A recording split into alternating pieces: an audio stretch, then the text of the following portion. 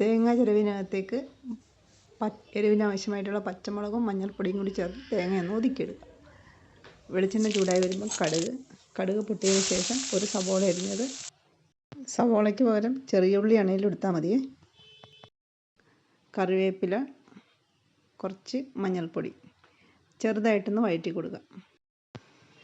വഴന്ന് വരുമ്പോൾ ഇതിനകത്തേക്ക് നമുക്ക് ക്യാബേജ്, ക്യാരറ്റ്, ബീൻസ് പാകത്തിന് ഉപ്പും കൂടി ചേർത്തൊന്ന് ഇളക്കി കൊടുക്കണം. അതിനുശേഷം ഒതുക്കി വെച്ചിരിക്കുന്ന തേങ്ങ ചേർത്ത് കൊടുക്കണം. തേങ്ങ ചേർക്കുമ്പോൾ നമ്മൾ ഇളക്കാതെ തന്നെ തേങ്ങ ചേർത്ത് പൊത്തി വെച്ച് വേവിച്ചെടുത്താൽ മതി. തേങ്ങ ചേർത്തിട്ട് നമ്മൾ ഇളക്കി കഴിഞ്ഞിട്ടുണ്ടെങ്കിൽ അത് അടുക്കി പിടിക്കും.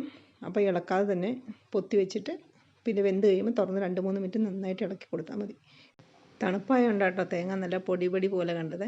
വീഡിയോ ഇഷ്ടമായെങ്കിൽ സബ്സ്ക്രൈബ് ലൈക്കും കൂടി ചെയ്യണേ.